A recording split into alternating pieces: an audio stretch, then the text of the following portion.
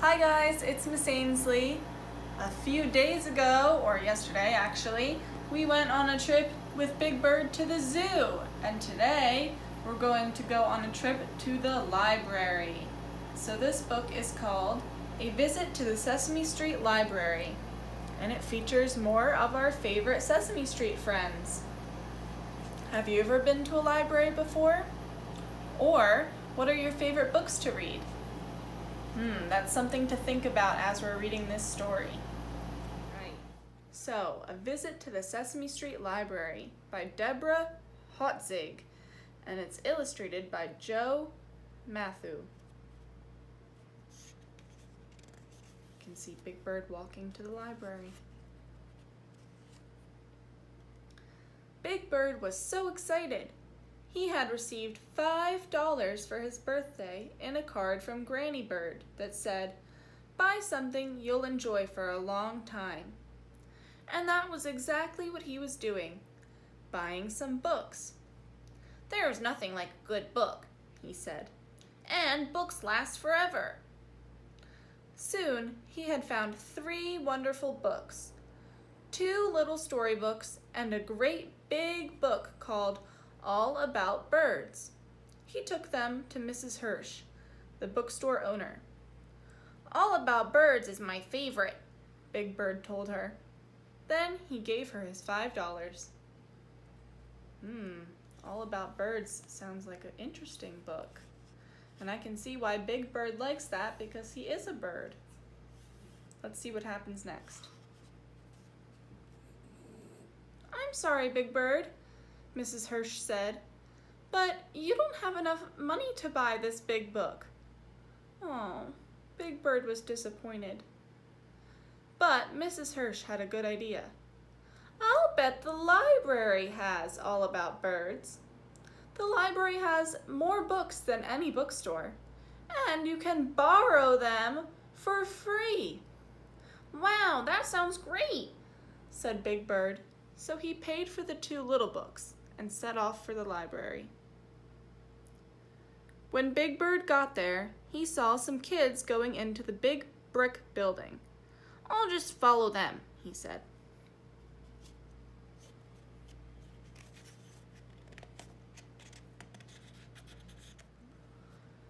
The kids led him to a big, bright, busy room filled with shelf after shelf of children's books. "Gee, Mrs. Hirsch was right," Big Bird said. "I never seen so many books in one place." Then he noticed a woman with a hand puppet.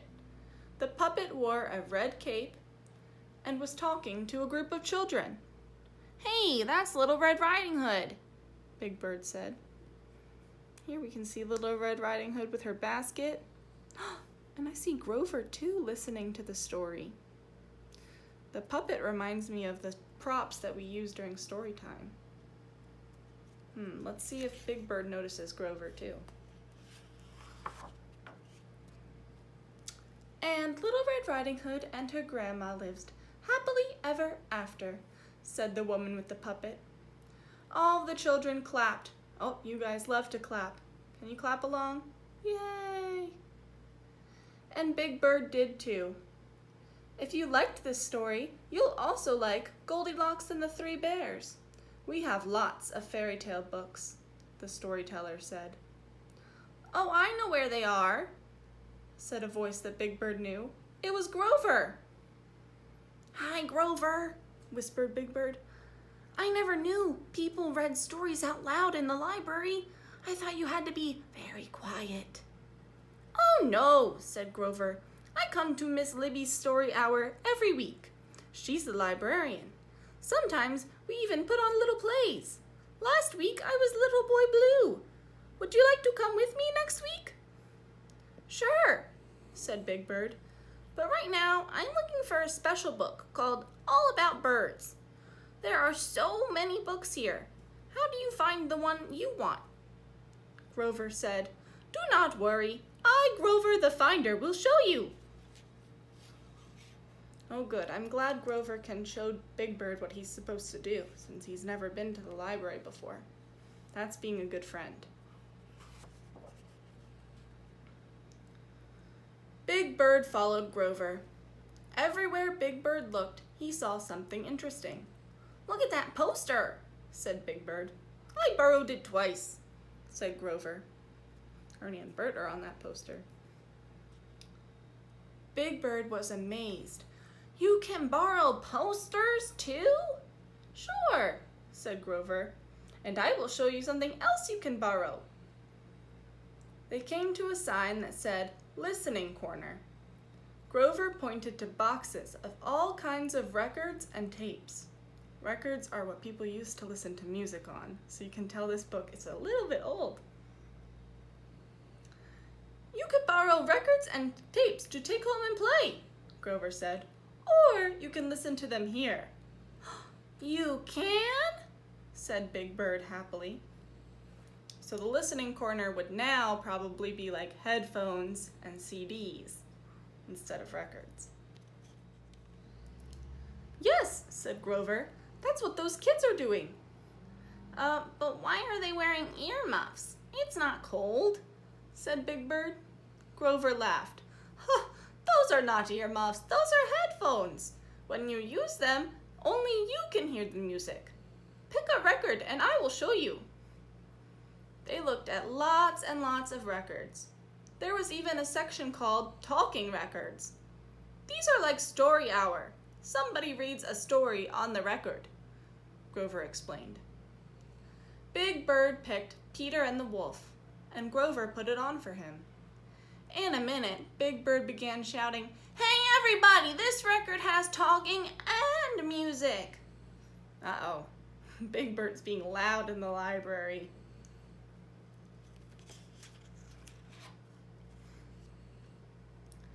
As they left the listening corner, Big Bird saw a girl carrying a bright orange paper duck. "That's pretty," said Big Bird. "Are you borrowing that?" "No, I'm keeping it. I made it," the girl told him. "You can make one too. A lady from Japan is teaching everyone how to fold paper into all kinds of things. It's called origami." "This month is the Japanese festival," Grover explained. "Come on, let's go to the crafts table." Big Bird and Grover had a wonderful time. Grover made a blue sailboat, and Big Bird made a pelican. "Grover, this pelican reminds me of the book that I still need to find, all about birds," Big Bird said. So Grover took Big Bird to the bookshelves. Many of them had signs: tales of magic, dinosaurs, not too easy, not too hard. By the time they got to the shelf of bird books, both Grover and Big Bird were balancing a stack of books they wanted to look at. "I think there are more bird books here than there are birds," said Big Bird happily as he added 6 more books to his stack. "Let's take these to the cozy corner," said Grover. "What's the cozy corner?" asked Big Bird. Wow, they both have quite a lot of books. Let's count Big Bird's stack. 1, 2, 3, 4, 5, 6, 7, 8, 9, 10, 11, 12, 13, 14. 14 books, my goodness, that's a lot to read. Let's see what this cozy corner is all about.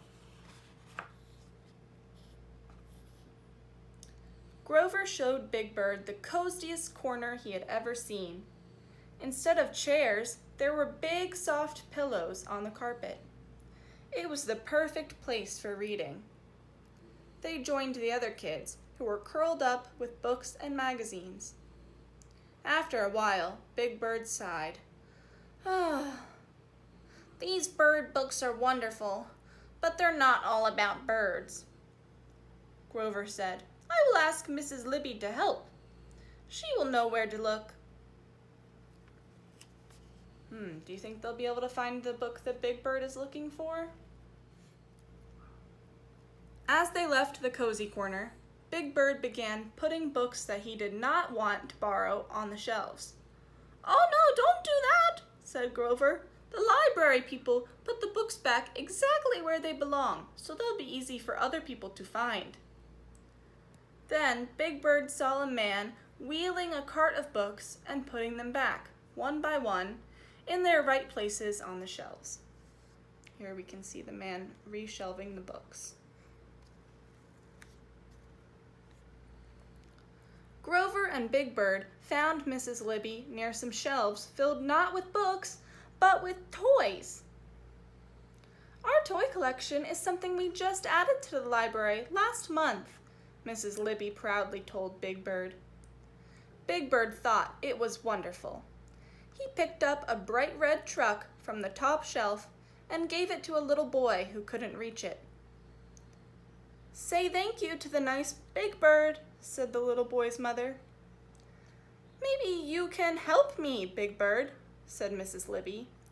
"Our big map of the world is coming loose from the wall, and I'm not tall enough to tack it back up." Since Big Bird's really tall, he can reach things that other people can't. It would be nice of him to help out the librarian. "Can you borrow maps too?" Big Bird asked as he tacked the map back up. "No, lots of kids use the maps and the books in this reference section after school to do homework, so everything here has to stay," Mrs. Libby explained. "Boy, there's so much to do at the library, I almost forgot what I wanted to ask you. Could you help me find the book All About Birds?"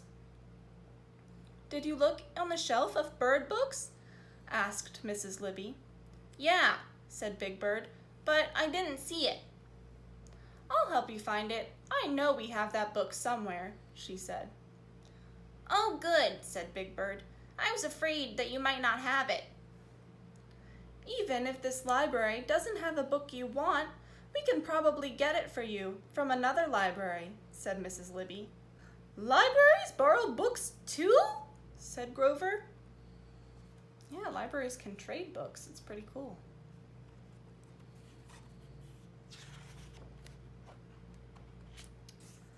Mrs. Libby took Big Bird and Grover to the shelf of bird books.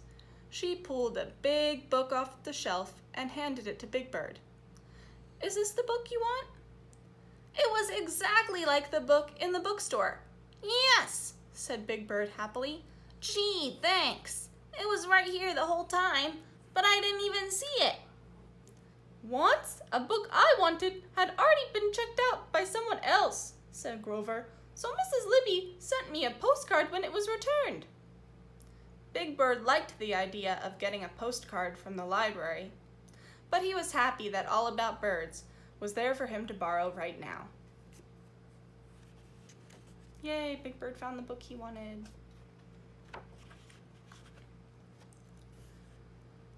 "I'm glad you got the book you wanted, Big Bird," said Mrs. Libby. "The library has something for everyone, even Braille books for people who can't see." What? That's super cool. Then Grover told them about the library on wheels that he used when he visited his cousins in the country. "They live too far from a library, so the library comes to them. It is called a bookmobile." Here's the bookmobile. It's like a van, or a little bit like an ice cream truck that carries books. That's pretty cool. Brings the books to you.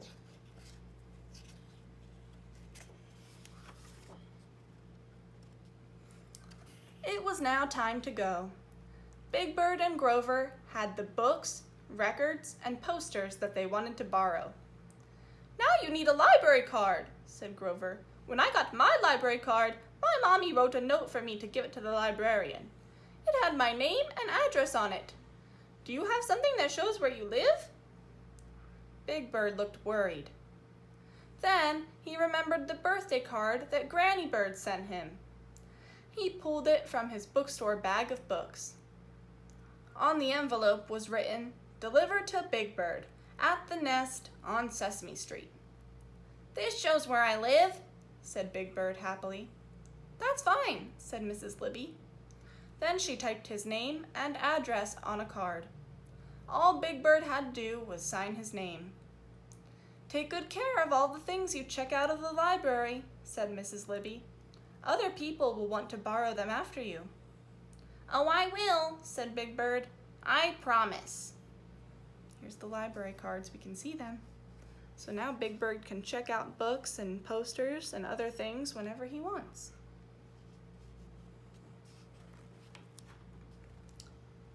"Come back soon," said Mrs. Libby. "There's going to be a movie on Friday that you would like. It's about penguins." "A movie," said Big Bird.